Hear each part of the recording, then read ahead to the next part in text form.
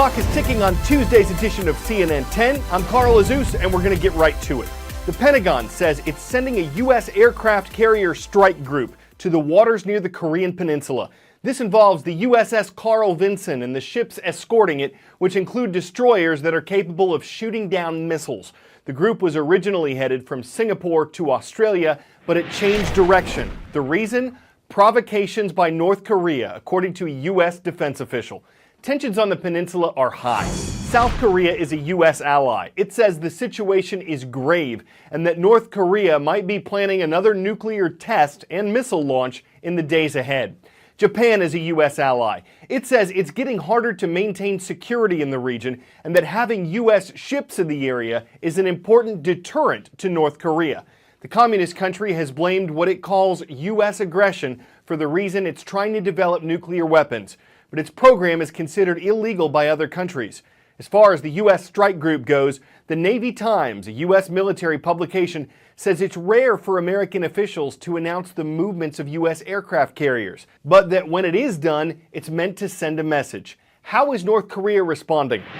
We've been speaking with North Korean officials here in Pyongyang, and they tell us that they are receiving the message the United States is sending by deploying that carrier strike group to the waters off the Korean Peninsula. And they also believe that the missile attack on that Syrian air base was a direct warning from the Trump administration, not only to China, but also to North Korea. But their response may not be what the Trump administration is intending it to be. They say instead of backing down, they want to accelerate their nuclear program and their weapons development. They have said for a long time that they believe the U.S. is hypocritical because it possesses nuclear weapons. It's the only country that has ever used nuclear weapons on civilians. And they look at what has happened in other countries like Iraq and Syria, regimes that have been taken down by the U.S. and its allies. They look at the chaos that's happening in Syria, and they do not want to see a repeat of that here in North Korea. They say that if the Trump administration were to launch some sort of a preemptive strike here, they would retaliate, and that could potentially be very devastating. Even with the weapons that North Korea possesses right now, there are tens of millions of people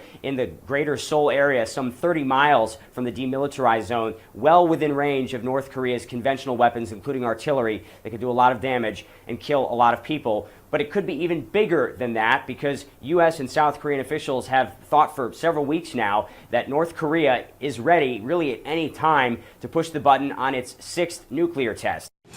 10-second trivia. What do Ceres, Juno, and Vesta have in common? Are they all nebulae, asteroids, Ford car models, or Greek gods? These aren't only asteroids, they're some of the first ones that were ever named. Here's another one, 2014 JO25. The name doesn't have the same ring as Ceres maybe, but NASA says this asteroid is going to zip by the Earth next week. Well, let's not say zip by. The closest it'll come is 1.1 million miles away. That's more than 4 times the distance from the Earth to the Moon. And while you may or may not be able to see it with a basic telescope, larger, more powerful instruments will be studying the rock to try to learn more about it. Why does this matter?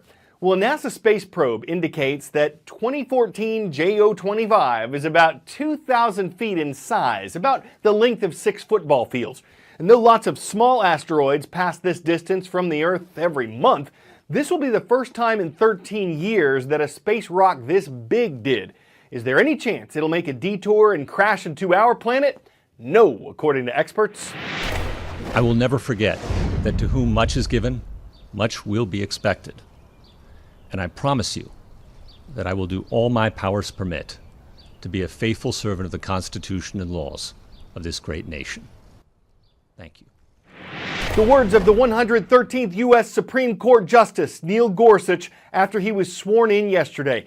The justice who administered the oath, Anthony Kennedy, was someone Gorsuch clerked for in the 1990s. The new justice described Kennedy as his mentor. And though Gorsuch is 49 years old, as far as the U.S. Supreme Court goes, he's the new kid on the block. After a lifetime of preparation and several grueling weeks as a nominee, Neil Gorsuch has arrived at the Supreme Court. There's just one problem. He's the junior-most justice. The Supreme Court is steeped in tradition and seniority. As such, a new justice experiences a gentle hazing. For example, there is a regular closed-door conference, which is held in this room, which C-SPAN was able to photograph in 2009. Only justices are allowed to attend the meeting. No clerks, no assistants, just the 9. And the junior-most justice is charged with answering the door. Seriously.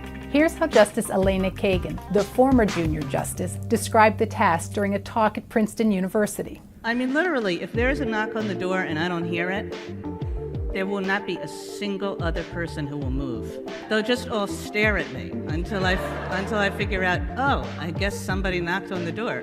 And these two jobs, the kind of notes taking and the door opening, you can see how they could get in the way of each other. And it gets worse. The junior justice is in charge of the cafeteria committee. It's not a very good cafeteria. So this is really just the opportunity that they have to just kind of haze you all the time, actually. Like, oh no, Elena, this food isn't very good. Justice Stephen Breyer is the recent champion junior justice. He served a near record-breaking 11 years during a stretch when membership didn't change.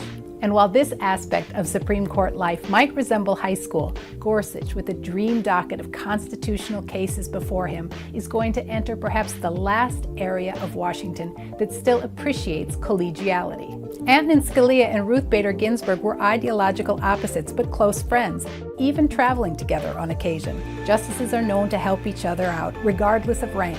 Here's what Clarence Thomas said in 2013 when Scalia helped him. I can honestly say that as beat up as I was when I got there with the workload, I don't know how I would have gotten through it if he hadn't been there. He became quickly a friend.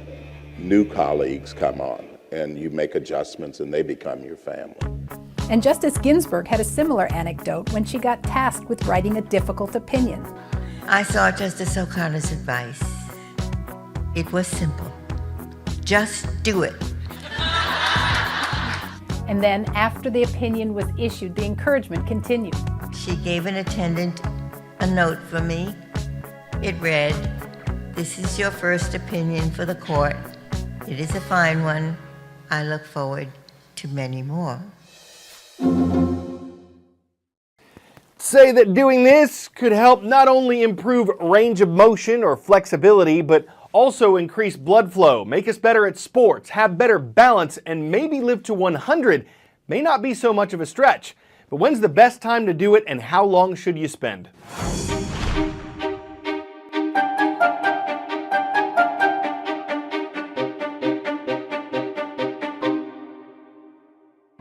Most people ignore stretching. And I think stretching is so important in terms of whatever goal you have, whether it's weight loss, whether it's building muscle. But none of that's going to be possible, certainly not in the long run, unless you're stretching and really taking care of those muscles and tendons to make sure they're healthy and they're not as likely to get injured. There's been all this debate about when's the best time to stretch. And I think there's been pretty good evidence that stretching before a workout may not be the best thing. A couple of reasons. First of all, your muscles, your tendons, everything's cold. If you start to actively stretch that, you could potentially injure yourself. If you stretch too much beforehand, that could hurt your performance during your actual exercise. But the best time to stretch is really after your workout. According to the National Academy of Sports Medicine, stretching is not something that's supposed to be a particularly long activity, really no more than 30 seconds. You can push yourself a little bit, but you never want to push yourself to the point where it hurts. That's when injuries start to occur. Stretching is really about flexibility, both of body and of mind. Put those things together, that can help you live to 100.